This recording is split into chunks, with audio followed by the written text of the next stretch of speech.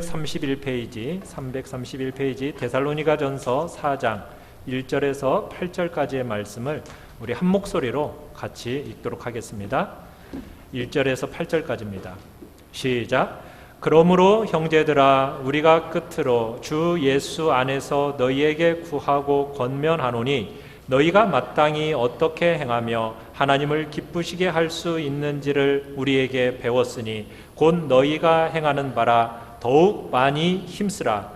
우리가 주 예수로 말미암아 너희에게 무슨 명령으로 준 것을 너희가 아느니라. 하나님의 뜻은 이것이니 너희의 거룩함이라. 곧 음란을 버리고 각각 거룩함과 존귀함으로 자기의 아내 대할 줄을 알고 하나님을 모르는 이방인과 같이 세욕을 따르지 말고 이 일에 분수를 넘어서 형제를 해하지 말라.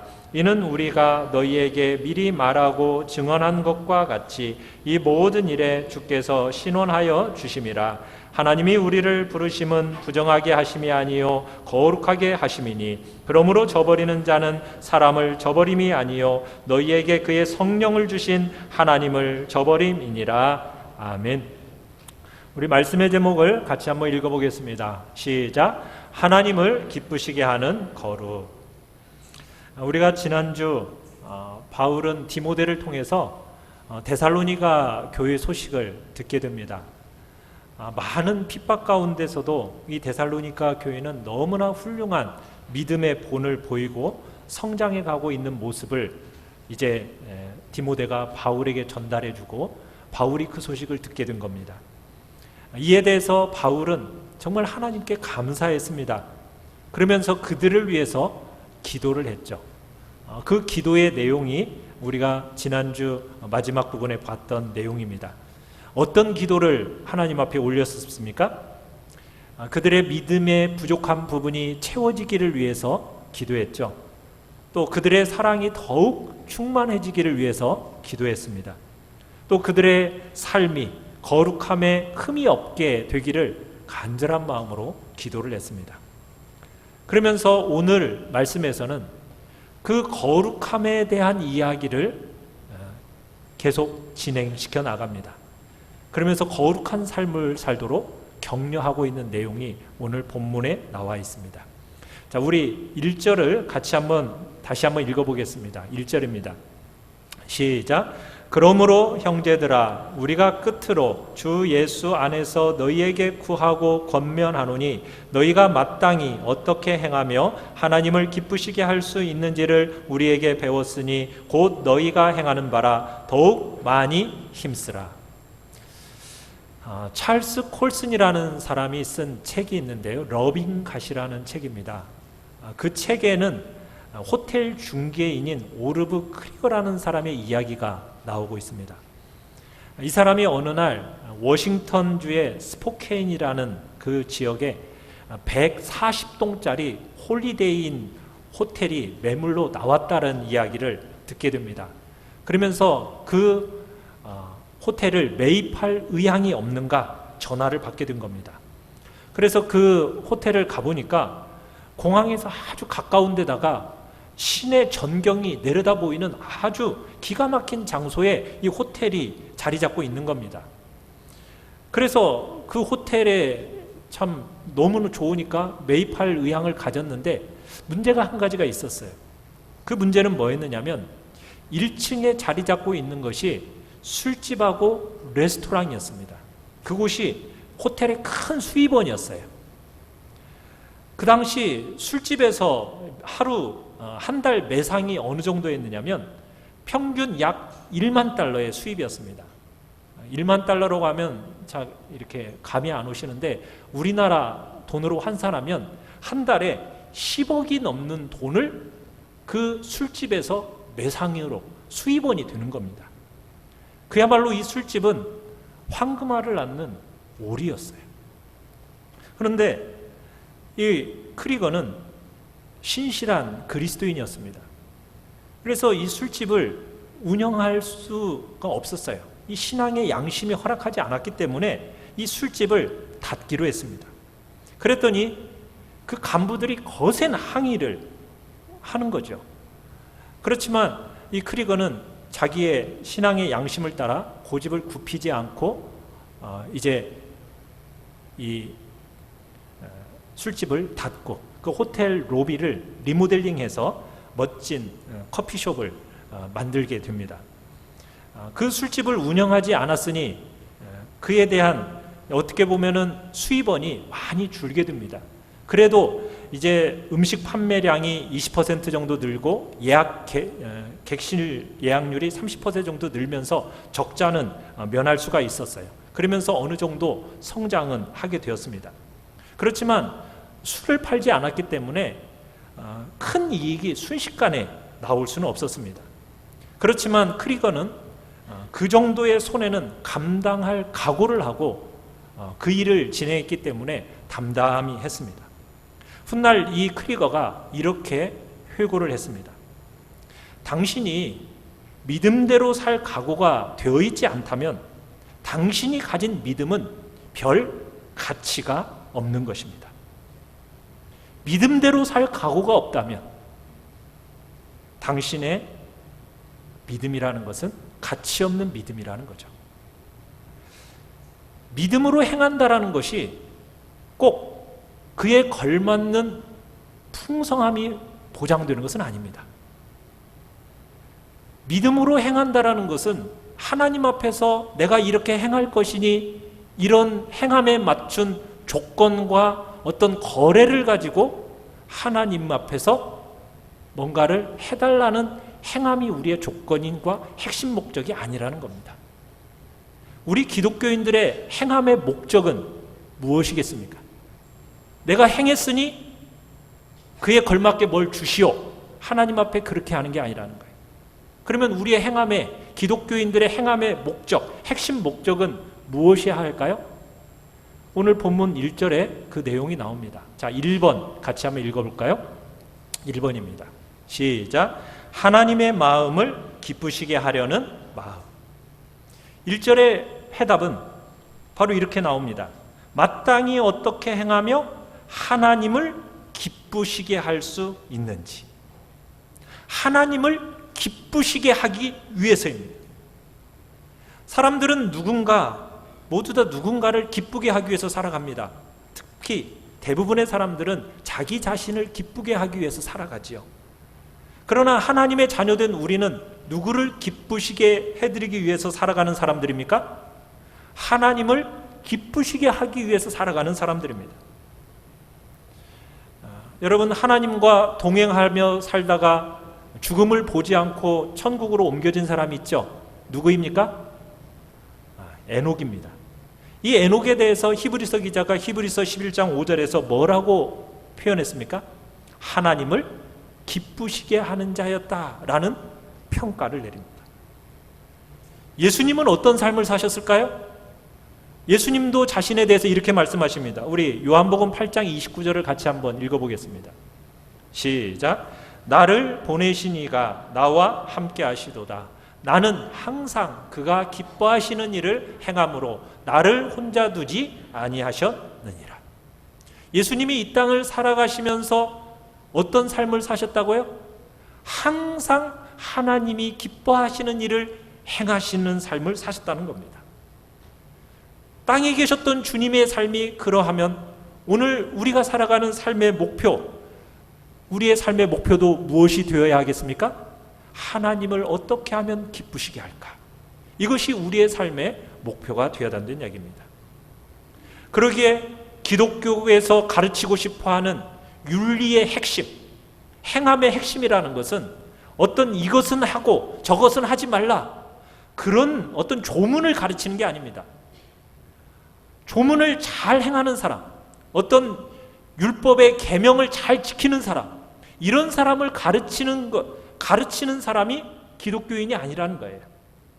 기독교의 핵심은 인격성과 관계성에 있습니다. 누구와의 관계를 의미하는 겁니까? 하나님과의 관계입니다. 하나님과의 관계. 하나님은 살아계시는 분이시고 그분은 인격을 소유하고 계시는 인격이신 하나님이십니다. 그렇다면 그 하나님을 기쁘시게 해드리고 싶어하는 그 인격성이 우리 신앙의 핵심이라는 거예요. 그렇기 때문에 우리의 삶에서 만들어내는 행실이라는 것은 인격성과 관계성에 있다라는 겁니다. 기독교 윤리의 핵심은 인격성이요, 관계성이에요. 뭔가를 하는 거 중요합니다. 그러나 그 일을 왜 하는가가 더 중요하다는 얘기입니다. 여러분은 무슨 일을 함에 있어서 어떤 목적으로 여러분들은 그 일들을 행하고 계십니까? 바로 하나님을 기쁘시게 하는 것. 하나님과의 그 관계 속에서 하나님이 내게 베푸신 사랑이 너무 좋아서 어떻게 하면 내가 하나님을 기쁘시게 할까? 하나님이 내게 베푸신 은혜가 너무 감격스러워서 내가 어떻게 하면 하나님을 기쁘시게 할까? 그 살아있는 관계의 표시로서 행하는 것이 우리 기독교인의 행함이요 윤리임을 성경은 우리에게 가르쳐주고 있는 것입니다. 하나님 앞에 내가 이거 행하지 않으면 벼락 맞을까 봐 두려워서, 하나님이 나를 때릴까 봐 두려워서, 여러분 그런 두려움에 근거해서 행하는 그것은 우리 기독교인의 살아가는 삶이 아닙니다. 우리 기독교인의 삶이라는 것은 하나님을 너무 사랑해서 내가 어떻게 하면 하나님을 기쁘시게 해드릴까? 이것이 우리의 삶의 목적이 되어야 되는 거죠. 사랑하는 성도 여러분은 여러분의 삶의 목적이 무엇입니까? 진정 하나님을 기쁘시게 해드리는 것이 여러분의 삶의 목적이십니까? 사도 바울은 마땅히 어떻게 행해야 되느냐, 그리고 너희들이 하나님을 어떻게 기쁘시게 할까, 이것들 내가 이미 가르쳤다. 그랬는데 너희들은 이미 이 부분들을 행하고 있으니 나는 참 기쁘다는 거예요. 자, 그러면서 2절에 이 가르침에 있어서 어떻게 가르쳤는가 2절을 한번 읽어보겠습니다. 2절입니다. 시작. 우리가 주 예수로 말미암아 너희에게 무슨 명령으로 준 것을 너희가 아느니라. 자, 무엇으로 이 가르침을 줬다는 얘기입니까? 주님으로 말미암은 명령으로 주어졌다고. 명령. 그러니까 바울과 디모데가 그냥 개인적으로 명령하는 게 아니라 누구로 말미암아? 주 예수로 말미암아 교회의 머리이신 예수님의 명령을 바울과 디모데는 전달하고 있다는 거예요. 그러니까 바울은 지금 주님의 권위를 가지고 지금 삶에 대한 지침을 주고 있는 겁니다. 머리 되신 예수 그리스도, 우리는 교회는 몸입니다. 우리 교회는 예수 그리스도의 군대입니다. 대장 되신 예수 그리스도께서 명령하시면 그 명령에 우리는 어떻게 살아가는 존재들입니까? 절대적으로 순종하는 군대라는 거 기억해야 됩니다. 그렇기 때문에 우리에게 명령하시는 바에 대해서 우리는 귀를 기울이고 그 명령을 온전히 순종해야 하는 다짐이 우리 안에 있어야 된다는 얘기입니다. 자, 그러면 하나님이 말씀하신 그 명령 가운데 순종해야 할, 마음으로 들어야 할 게 무엇인가? 자, 우리 2번을 같이 한번 읽어보겠습니다. 2번입니다. 시작. 거룩함은 순결함입니다. 자, 3절에서 바울이 이야기를 합니다. 같이 한번 3절 읽어보겠습니다. 시작. 하나님의 뜻은 이것이니 너희의 거룩함이라 곧 음란을 버리고. 자, 하나님께서 우리에게 어떻게 행함으로 하나님을 기쁘시게 할까? 그렇게 할 때 첫 번째로 요구되는 바, 그게 뭐라고 얘기하고 있습니까? 거룩함이에요. 거룩함. 여러분, 거룩함이라는 게 뭐죠? 구별됨입니다. 세상과의 구별된 모습입니다. 이 땅을 살아가면서 세상 사람들과는 다르게 구별된 모습으로 살아가도록, 거룩하게 살아가도록 우리는 부름받은 존재들입니다.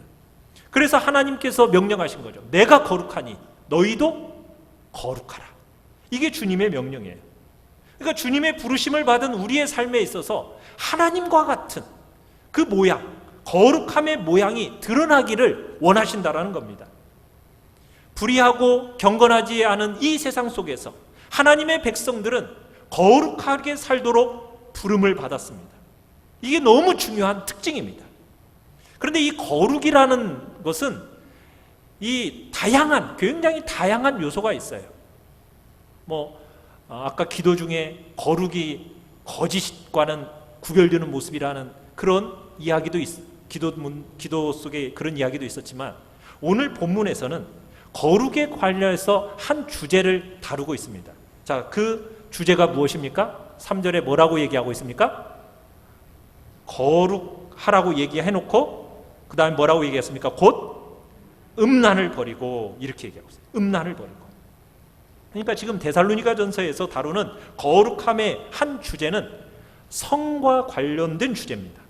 그래서 이 성과 관련된 주제가 8절까지 쭉 계속해서 거룩함 안에 있는 순결함을 강조하고 있는 겁니다.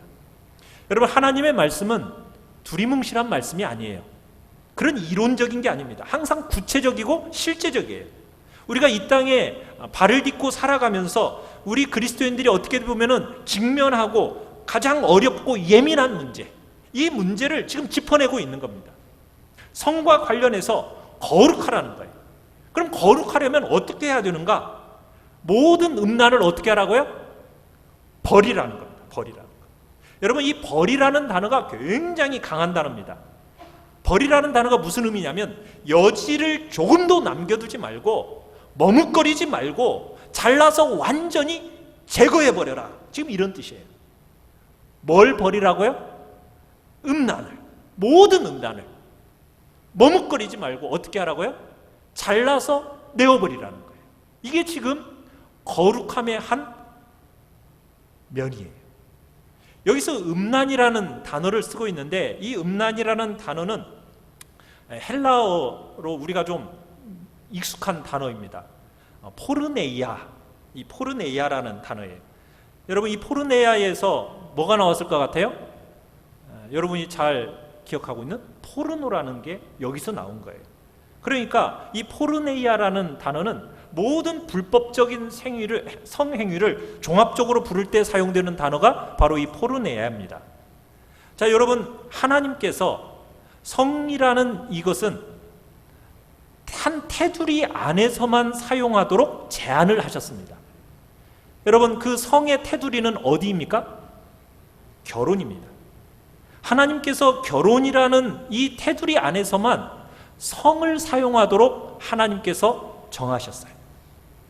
그렇기 때문에 결혼을 벗어난 모든 성적인 행위는 불법적인 거고, 종합적으로 말해서 포르네이아라는 겁니다. 그래서 하나님께서 우리에게 거룩한 삶을 촉구하면서 말씀하시는데, 결혼을 벗어난 모든 성적인 관계에 있는 것들은 어떻게 하라? 머뭇거리지 말고 당장 잘라내버려라, 지금 이렇게 촉구하고 있는 겁니다.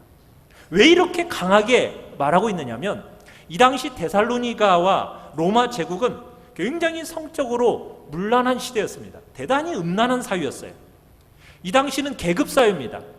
계급사회 속에서 많은 여성 종들이 있었는데, 그 여성 종들은 남자 주인의 첩역할을 많이 했습니다. 이게 대부분이었어요. 성적인 만족을 추구하기 위해서 이 당시에는 창녀제도가 공적으로 시행되던 사회입니다. 그 다음에 많은 종교에서 신전에 여사제들이 있는데, 이 여사제들도 공인된 창녀들과 같았어요. 그런 신전들이 데살로니가나 고린도 지역에 많이 존재하고 있었습니다. 그러다 보니 말할 수 없이 성적으로 문란한 사회가 그 당시 일반 사회의 분위기였다는 얘기입니다. 종교까지도 성적으로 문란하도록 부추기는 사회였다는 얘기예요. 그러니 중류층, 상류층은 말할 것도 없이 하류층까지 분위기 자체가 성적으로 굉장히 문란했다는 얘기입니다. 성적인 타락이 극에 달했어요.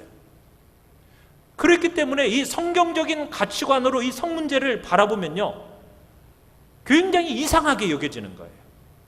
거기다가 도시 건물들은 엄청난 규모의 공중 목욕탕이 만들어져 있었어요. 또 그 앞에는, 목욕탕 앞에는 술집들이 즐비하고 사창가들이 즐비했습니다. 건물의 벽마다 음란한 낙서, 음란한 그림들이 가득했어요. 그러다 보니까 집 밖으로 나가기만 하면은 이런 환경이 펼쳐져 있는 겁니다. 그러다 보니 예수를 믿고 나서도 당시 많은 그리스도인들이 이 문제에 있어서 완전히 자유롭지가 못했던 거예요. 디모데가 데살로니가 교회를 방문해 보니까 이 문제가 생각보다 심각했던 겁니다. 그래서 이 문제에 대해서 바울에게 보고를 한 거예요. 고린도 교회도 그랬고 데살로니가 교회도 그랬고, 이 문제에 대해서는 확실히 해둘 필요가 있었다는 얘기입니다. 그래서 데살로니가 성도들에게 오늘 얘기하는 거예요. 하나님의 뜻이 무엇인가? 거룩함이라는 거예요. 그 거룩함이란 게 무엇이냐? 음란을 절대로 머뭇거리거나 여지를 두지 말고 잘라내서 완전히 끊어내버려라. 이게 하나님의 명령이다. 지금 이렇게 권하고 있는 것입니다. 사랑하는 성도 여러분, 오늘날 이 시대를 살아가는, 한국 사회를 살아가는 우리 문화는 어떠합니까? 데살로니가 교회나 데살로니가나 고린도와 못지 않은 것이 오늘 한국 사회인 것을 우리는 보게 됩니다. 성적인 타락이, 위험 수위가 지금 훨씬 넘어섰습니다. 얼마 전에 정말 수많은 젊은 여성의 성착취 동영상물을 제작 배포했던 사람들이 잡혔죠. 엠번방, 텔레그램, 그죠? 그 실체가 만천하에 공개되면서 우리에게 충격을 주지 않았습니까? 소위 박사라고 불려졌던 운영자였던 조주빈이든지 또 각가시라고 불려졌던 문영욱이든지 이 사람들이 어떤 식으로 했습니까? 젊은 여성들을 협박하고 신상 정보를 파악해가지고 가학적인 사진, 동영상 이런 것들을 막 찍어 올리게 했어요. 그 피해자 대부분이 누구입니까? 10대 여성들이었어요. 고액의 아르바이트 이걸 미끼로 접근해가지고 그 당시 포섭을 한 겁니다. 오늘날 IT 정보 기술이 발달하면서 여러분의 손에 들고 있는 스마트폰 이거 손가락 하나만 누르면은 엄청난 음란물들을 우리들이 많이 접할 수가 있게 됐어요. 문 밖에 나가지 않아도 돼요. 그냥 내 자리에서 그냥 스마트폰 하나 클릭 한번 하면 딱 두드리기만 하면은 수많은 음란물들이 그곳에 산적해 있어요. 여러분, 그 속에서 어떤 일들까지 있었습니까? 정말 주민센터 행정 이 전산망을 통해 가지고 여성들의 개인 정보를 빼내 가지고 그런 일들이 얼마나 충격적이었습니까? 1번 방에서부터 8번 방까지 가입하는데 수십만 원, 수백만 원이 드는데도 몇 명이 거기에 가입되어 있었다고요? 30만 명 이상이 가입되어 있었다고 하니 기가 막힐 노릇 아닙니까? 스마트폰 채팅방, 이 IT 기술이 발전하면서 이것을 악용하는 어떻게 보면 한국 남자들의 추악한 실체가 드러나게 된 겁니다. 충격적인 거죠. 시대에 따라서 모양새만 바꿀 뿐이지 이런 일들이 항상 있어 왔어요. 스마트폰이나 SNS 이런 걸 통해서 정말 지금은 그러지만 여러분 이거 있기 전에도 얼마나 이런 일들이 비일비재했는지 모릅니다. 참 우리가 자랑거리가 인터넷이 세계 최대 정말 최고의 인터넷 기반을 우리가 정말 구축했다라고 자랑을 하지만 어떻게 보면 그것과 함께 동일하게 무엇이 확산되었습니까? 음란 사이트가 엄청나게 확산이 된 거예요. 우리의 젊은 아이들이 그것에 노출되어 있는 겁니다. 10대들이 너무나 쉽게 노출되어 있어요. 근데 10대들만의 문제이겠습니까? 아니에요. 중년 이상의 어른들도 마찬가지입니다. 오래전에 옛 초등학교 동창을 찾아준다는 사이트가 유행한 적이 있었어요. 여러분 그 사이트 통해서 동창들을 만나니까 좋았는데 그 다음에는 무슨 일이 생겼습니까? 불륜관계를 가지는 경우가 기하급수적으로 늘어나 버린 거예요. 여러분 중년 남자와 10대 소녀들의 원조교제 이게 사회 문제가 된 게 엊그제의 일입니까? 경치 좋은 곳에 어김없이 들어서는 게 뭡니까? 러브호텔이에요. 사유지탄을 받기 전까지는 대낮에 주차할 곳이 없을 정도로 성황이었다고 얘기합니다. 우리 한국 사회는 아시아에서 손꼽힐 만큼 음란물을 많이 제작하는 나라입니다. 이제는 여자들을 외국에서까지 수입해 들어와서 매춘업을 일삼는 그런 조직들이 가장 극성을 떠는 나라가 한국 사회가 돼버린 거예요. 여러분 전 세계를 휩쓸던 미투 운동 이것도 한국에 상륙해서 한참 회오리 바람을 일으키지 않았습니까? 그 성적인 문란함이 나이, 지위 그런 거 상관없이 정치, 교육, 문화, 종교 정말 체육 각 사회 분야에서 정말 지도층이라는 사람들 사이에서 만연해 있었다는 것이 여실히 드러나지 않았습니까? 지금 이게 한국 사회의 음란한 성적 윤리가 얼마나 땅에 떨어졌는지를 우리에게 보여주고 입증하고 있는 거죠. 그런데 이 문제가 세상만의 문제냐는 거예요. 아니라는 거예요. 하나님을 믿는 그리스도인들조차도 이런 타락한 사회의 영향을 받고 있다라는 데 문제가 있는 겁니다. 당시 데살로니가 교회가 그랬던 것처럼 오늘날 한국 교회도 마찬가지. 바울은 지금 그런 데살로니가 교회 성도들을 향해서 음란 문화를 버려라, 거룩하라 말하고 있는 겁니다. 너희들에겐 믿음의 열정도 있고 정말 환난을 견뎌내는 의지도 있었지만 너희 데살로니가 교회 성도들이여, 음란한 옛사람이 지금 살아서 꿈틀거리고 있다. 이것이 마귀가 공동체를 흔들 수 있는 다리를 제공하는 거다. 그러니 어떻게 해라? 버리라, 끊어내 버리라 하면서 지금 바울이 아주 강하게 정면으로 다루고 있다는 겁니다. 자, 우리 3번을 같이 한번 읽어보겠습니다. 3번입니다. 시작. 성적인 타락은 공동체를 파괴합니다. 5절 6절을 보시면은 하나님을 모르는 이방인과 같이 세욕을 따르지 말고 이 일에 분수를 넘어서 형제를 해하지 말라. 분수를 넘지 말라. 분수라는 것은 무슨 얘기입니까? 그 주신 하나님의 범위가 있다라는 거예요. 결혼이라는 테두리가 있다라는 거예요. 그런데 그 테두리를 넘어서 버리면 어떤 일이 일어나게 된다는 겁니까? 형제를 해치게 된다는 거예요. 상하게 만든다는 거예요. 그러니까 성적인 죄는 자신만의 문제가 아니라 다른 사람을 해하는 죄라는 얘기입니다. 오늘날 성에 관한 질서가 다 무너졌어요. 우리 젊은 아이들로부터 시작해가지고 이 성에 대해서 너무 가볍게 생각합니다. 쉽게 생각합니다. 그러나 이건 쉽게 생각할 주제가 아니거든요. 여러분, 이것은 여러분 개인에게 있어서 인격적인 상처를 낼 뿐만 아니라 내 옆에 있는 제일 중요한 사람들의 심령에 깊이 못을 박는 그런 일이라는 거예요. 그렇기 때문에 음란이라는 것은 여러분 가볍게 생각할 주제가 아닙니다. 여러분이 사람들에게 할 수 있는 제일 모지고 나쁜 일이 무엇입니까? 바로 성적인 음란입니다. 세상의 기준이 낮아져서 마치 이것이 무슨 기호인 것처럼 생각하는데 아닙니다. 그렇게 생각할 게 아닙니다. 이 죄는 우리 한 사람에게만 멈추는 죄가 아니라 상대방을 해코지 한다는 거 기억해야 됩니다. 또한 한 명의 신실한 그리스도인이 여러분 성적으로 넘어지면 어떻게 됩니까? 그 공동체를 무너뜨려 버립니다. 많은 사람들의 신앙을 흔들어 놔버려요.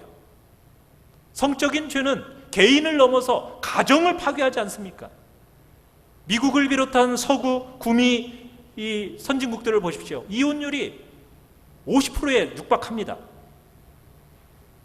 이런 일이 지금 우리 한국 사회도 마찬가지로 일어나고 있어요. 만만치 않은 기세로 지금 막 흘러가고 있습니다. 그런데 여러분, 이혼의 사유 1, 2위를 다투고 있는 게 뭡니까? 말은 다 성격 차이라고 얘기하지만 대부분의 경우가 불륜입니다. 그로 인해서 떳떳지 못해서 생겨난 아이들 어떻게 하고 있습니까? 수없이 낙태가 되고 있습니다. 요즘에는 그래서 무슨 법까지 통과시키고 있습니까? 낙태 금지하는 것을 철회해서 언제든지 낙태할 수 있는 법까지도 이제는 만들어내 버렸어요.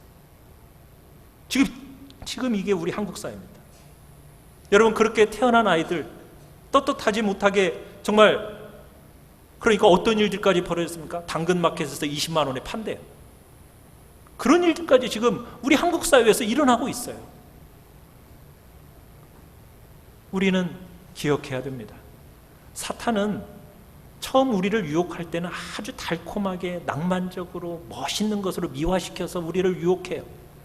그러나 그 달콤함 뒤에 뭐가 있는지를 생각해야 됩니다. 철저하게 치러야 할 대가가 숨겨져 있다는 것을 기억해야 된다는 얘기입니다. 여러분, 성적인 방종으로 치러야 할 대가는 너무너무 혹독한 겁니다. 영향력 있는 지도자들이 여러분 얼마나 많은 사람들이 넘어지고 있습니까? 내년에 서울시장, 부산시장 선거하는 이유가 뭡니까? 다 성적인 범죄로 넘어져서 지금 그런 일들이 일어나게 되는 거예요. 그래서 우리 교회에서도 마찬가지입니다. 많은 종교 지도자들도 넘어져 가고 있어요. 바울 목회서신에서 목사, 장로, 집사의 자격을 논할 때 거의 최우선순위로 놓는 게 무엇입니까? 한 아내의 남편이며 좋은 부모로서 건실한 가정을 다스리는 사람, 그렇게 강조를 하고 있습니다. 우리 4절을 같이 한번 읽어보겠습니다. 4절입니다. 시작. 각각 거룩함과 존귀함으로 자기 아내 대할 줄을 알고. 여러분, 하나님 위에 다른 우상이 없듯이, 우리는 그렇게 두지 않듯이, 결혼을 했다면 배우자 위에 다른 어떤 사람과의 부적절한 관계는 우리는 생각도 안 하는 겁니다. 순결서약이란 건 청년들만의 이야기가 아닙니다. 우리 모든 결혼한 사람들에게도 해당되는 문제입니다. 평생 나는 침상을 더럽혀서는 안 되겠다. 평생 한 배우자만을 사랑하겠다. 귀하게 여기겠다. 평생 그렇게 살아가겠다.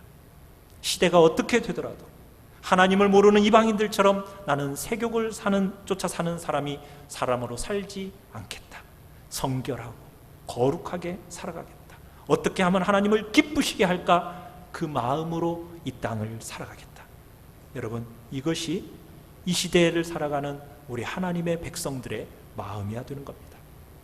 가정을 지켜내십시오. 혼인의 거룩함과 복됨을 지켜내십시오. 하나님의 마음으로 거룩한 가정을 지켜내시고 거룩함이 여러분의 가정에서부터 세상으로 흘러가도록 해야 합니다. 네 번째입니다. 4번 같이 한번 읽겠습니다. 시작. 성적인 타락은 혹독한 심판이 있습니다. 여러분, 이 주제를 다루면서 주님이 우리에게 경고해요. 왜 음란을 버려야 하는가? 6절 중반부에 보면 이렇게 시작을 하고 있습니다. 이는 우리가 너희에게 미리 말하고 증언한 것과 같이 이 모든 일에 주께서 뭐하여 주심이라? 신원하여 주심이라. 이렇게 얘기했어요.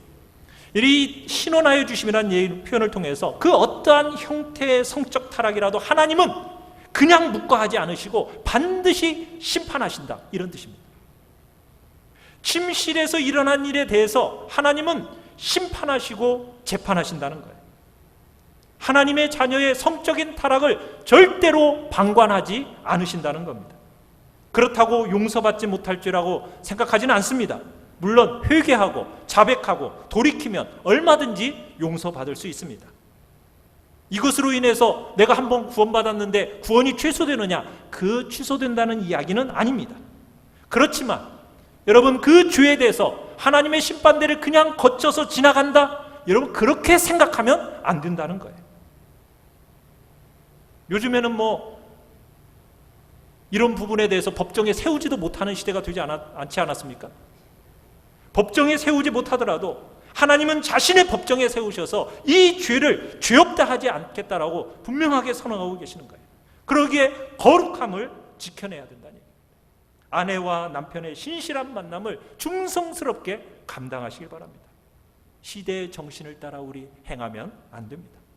두 번째 경고가 무엇입니까? 우리 7절 8절 같이 읽겠습니다. 7절 8절입니다. 시작. 하나님이 우리를 부르심은 부정하게 하심이 아니요 거룩하게 하심이니 그러므로 저버리는 자는 사람을 저버림이 아니요 너희에게 그의 성령을 주신 하나님을 저버림이니라. 자, 하나님께서 우리를 성도로 부르실 때 우리에게 기대하시는 그 부름의 목적이 뭐냐? 거룩함입니다. 거룩함을 살아내도록 하기 위해서 우리에게 뭘 주셨다고요? 성령을 선물로 주셨어요. 성령을 선물로. 그러면은 성령을 선물로 받은 우리는 그 거룩함을 지켜내야 되는데, 만약 음란을 행한다면 그건 뭐가 된다는 거예요? 하나님을 저버리는 일이 된다는 거예요. 성적인 타락이라는 것은 성령을 주신 하나님을 저버리는 일이라는 거예요. 하나님의 부르심을 저버리는 죄를 범하게 되는 것이라는 얘기입니다. 하나님의 성령을 거역하는 일이라는 것이 얼마나 무서운 일입니까? 하나님의 마음을 슬프게 하는 일 아닙니까? 우리가 살아가는 삶은 어떤 삶인데요? 어떻게 하면 내가 하나님을 기쁘시게 할까? 이것이 우리의 삶의 목적인데, 여러분, 성령을 거역하면 하나님을 슬프게 하는 거예요. 하나님을 진노하게 하는 거예요. 그러니 그 결과가 얼마나 혹독하겠느냐는 겁니다. 오늘 우리가 사는 이 시대는 정말 패역하고 음란한 시대입니다. 그러기에 여러분의 가정을 거룩하고 성결한 현장이 되도록 지켜내셔야 합니다. 하나님께서 주신 가정 소중하게 보존하시고 충성스럽게 감당해내는 것이 성도가 세상을 섬기는 첫 번째 걸음입니다. 시대가 어떻게 흘러가도 하나님이 우리에게 베풀어 주신 배필 위에는 내가 다른 사람을 꿈꾸지 않겠다. 이게 우리의 마음입니다. 여러분, 신명기나 레위기를 보시면요, 하나님이 이런 음란죄에 대해서는 아주 광범위하고 자세하게 다루셨어요. 하나님의 백성들이 주변 세상 사람들과는 구별된 거룩한 삶을 살아야 한다면서 구체적으로 하나님께서 율법에 정해 주셨어요. 왜? 그것이 거룩한 백성의 삶에 정말 가장 강하고 안전한 길이기 때문에. 그래서 한 남자와 한 여자가 만나서 가정을 꾸리라고 말씀하셨어요. 여러분, 요즘 시대에는 한 남자와 한 여자 만나는 것도 정말 힘든 시대가 되어져 가는 것 같아요. 동성 간의 결혼, 동성애가 얼마나 요즘 시대 속에서는 막 이슈화가 되고 있습니까? 여러분, 이런 설교를 할 날도 이제 얼마 남지 않은 것 같아요. 여러분, 이제 인권이라는 이름으로요, 나라가 이런 설교 못하도록, 이제 교회 안에 이런 설교 못하도록 조만간 올 겁니다. 그날이 오기 전에 부지런히 해야죠. 여러분, 성도는요, 성 정체성이라는 것을 자신이 결정하지 않는 거예요. 내가 남성이고 여성이라는 것이 누구에 의해서 결정되는 겁니까? 하나님이 주신 거예요. 하나님이 내게 결정해서 주신 것이 성 정체성입니다. 그러면 그 성 정체성이라는 것을 내가 순종함으로, 즐거워함으로 받아들이는 거죠. 내 방식대로 내가 스스로 성을 규정하는 게 아닙니다. 하나님이 나에게 주신 그 정체성을 그대로 받아들이는 거예요. 이게 우리 그리스도인입니다. 그래서 우리는 한 남자 한 여자가 만나서 가정을 꾸리고 그리고 자녀를 낳는 게 바로 성경에서 말하는 하나님의 진리인 겁니다. 그런데 오늘날은요, 분별력이 없는 초등학생들까지도 동성애가 마치 정당한 것처럼 가르치는 시대가 되어버렸어요. 이 사람들을 가리켜서 뭐라고 얘기합니까? 성소수자. 소수자라는 이름으로 그들을 보호하고 그들을 독려하고 있습니다. 물론 교회는 언제든지 소수자에 대해서 항상 그들을 보호하고 돌보고 붙들어주고 위로하는 일을 지금까지 해왔어요. 여러분, 그러나 소수자이기 때문에 죄라는 것도 같이 간다? 그건 아니죠. 물론 그런 분들이 교회 안에 들어오면 여러분, 그들에게도 복음이 필요하기 때문에 여러분, 그들을 사랑하고 그들을 환영해야 됩니다. 너무 귀한 생명이니까.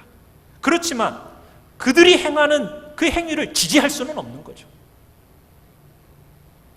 사랑하는 성도 여러분, 너무나 기준이 땅바닥에 떨어져 있는 시대를 살아가고 있습니다.